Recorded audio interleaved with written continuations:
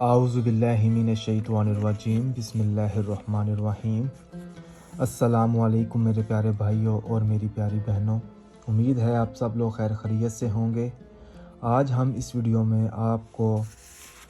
غصہ ختم کرنے کے لیے اور ناراضگی ختم کرنے کے لیے ایک آسان سا قرآنی وظیفہ سورۃ کوثر کا آپ کی خدمت میں پیش کرنے جا رہے ہیں۔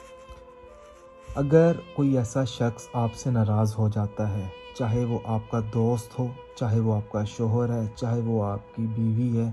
چاہے وہ آپ کا دشمن ہے، تو اگر آپ کی کوئی ایسی جائز حاجت ہے، خواہش ہے کہ وہ ناراضگی چھوڑ دیں، اگر تو آپ کی کوئی ایسی خواہش ہے جو آپ پوری کرنا چاہتے ہیں، تو آپ کو چاہیے کہ ہمارا یہ بتایا ہوا وظیفہ سورۃ کوثر کا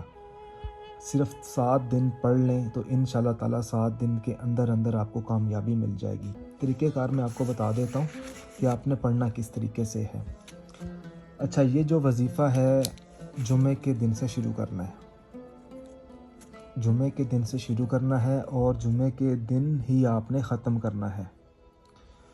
جب آپ جمعے کے دن عشاء کی نماز ادا کرنے کے بعد جب آپ فارغ ہو جائیں تو باوضو حالت میں سب سے پہلے آپ نے اللہ پاک کا اسم مبارک ہے یا ودود، آپ نے 111 مرتبہ اس کا ورد کرنا ہے۔ اس کے بعد آپ نے 11 مرتبہ سورۃ کوثر مکمل پڑھنی ہے اور اس کے بعد آپ نے 7 بار درود قرآنی پڑھنا ہے اور آخر میں آپ نے 1 بار آیت الکرسی پڑھ کر اپنے مطلوبہ مقصد میں کامیاب ہونے کے لیے اللہ پاک سے دعا مانگنی ہے۔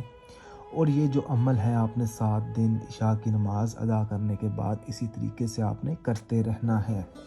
اگر آپ کی حاجت پہلے دن یا دوسرے دن یا تیسرے دن پوری ہو جاتی ہے تو آپ نے یہ جو وظیفہ ہے آپ نے جاری رکھنا ہے، اس کو روکنا نہیں ہے، 7 دن مکمل کرنے ہیں۔